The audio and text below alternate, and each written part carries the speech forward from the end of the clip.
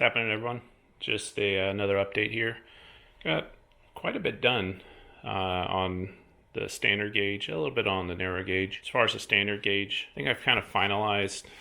I think I kind of like the way this is here. And I went and bought some 1/4 inch MDF, and I think I might use that for the parking lot here to try and make it all one sheet or pretty close to one sheet.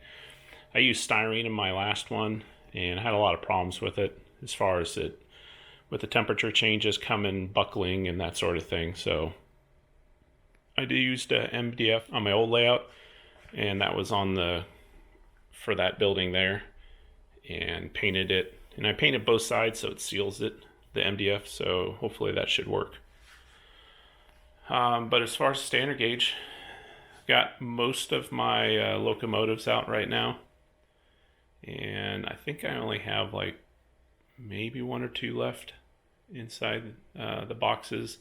And a lot of the freight cars and stuff are still in boxes. It just gets too hectic with all the stuff out here when you're trying to work on stuff.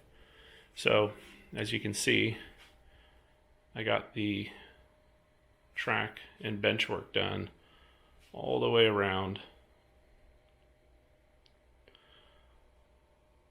And pretty much the only thing left now is to build the lift gate or drop bridge. I haven't decided, or swing gate. Haven't fully decided what I'm going to do yet. But this is actually the bridge that was left over from my HO3 layout, and that was the Chama bridge. Now it is I think it's called the Piru, Piru in California. This is actually Central Valley made this kit. I built it, and this is that bridge in Piru is where this is based off of. So I was going to use that as just a modeling point, just so I have something to go off of. And the wooden blocks are just temporary. I just have to go on down either to see if the local hobby shop that's open on Tuesday has pier abutments, or I'll just go and order them on eBay or something. But it's got put the micro engineering bridge track on it, and I did have to do a little modification underneath. I just put support, because even on the HO3, when trains are run over, the track would kind of do this as it's going along. So I just ran this styrene underneath, and it took a lot of the flex out. So I'll just go ahead and paint that silver when I get time. The bridges aren't glued in or anything. I plan on leaving them just loose like this, just because of the expansion and contraction. They seem to do better with it. Same with the track, because the track will be held in at both ends by the other track, so it really shouldn't need it. But you can see this is all the Pico Code 83 concrete tie, and just got to figure out how to paint it all. So this benchwork actually came out lower than I was expecting, just because of the raised roadbed. So one of the things I was trying to avoid was the outlets, but I just ended up boxing this whole thing in so I can still get to the outlets actually from underneath, and that way I can remove them and replace if needed. Because that's the problem I had my old layout. It actually went across here. It was next to impossible to get the plugs out. But and then it comes over, and then here's the other switch I was talking about. And so you can see that goes down.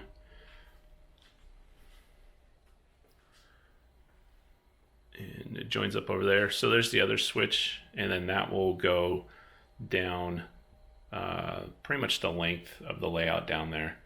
I just ran out of basic patience. I was just tired from doing all this.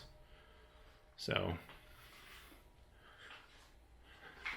these two Canadian locomotives have been my my test.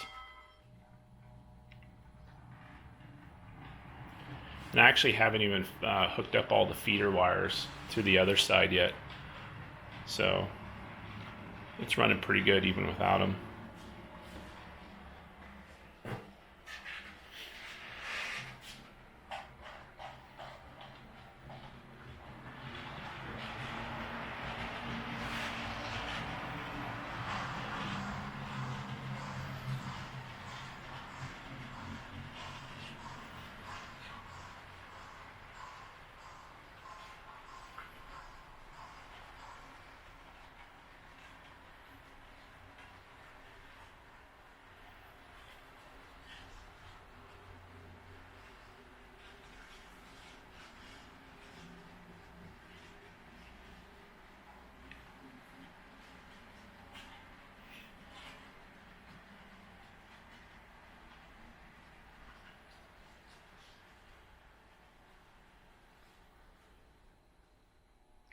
So pretty soon I'll get it all connected up.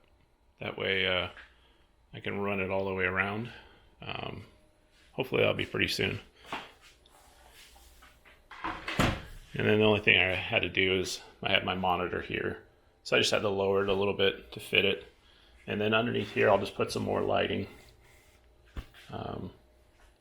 So I'm actually really happy with the way all the bench work and everything turned out. And then I actually, on the narrow gauge, I did the other corner down here. And these are, it's about a 38-inch radius. So runs real nice. And the other thing, so like I said before, my narrow gauge is actually going to be modern day Chama.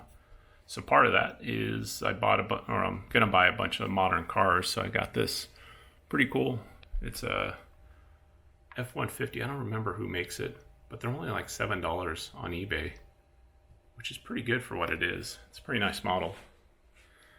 And then the other last thing is I painted the Silver Vista. I got the decals done just on this side and actually the glasses in the top. And then along with all the chairs inside, they're all Grant Line chairs. And nothing else has really changed out over here. So like I said, probably be putting the MDF down. I might do it tomorrow. Depends on how I feel. And then I'm just going to cut all this stuff, all the styrene out and use it just as a template. And then I can reuse all the a lot of the curbs and the sidewalk, because that actually took a while to make for these. Especially like this one. All these I had to make, all the raised curbs.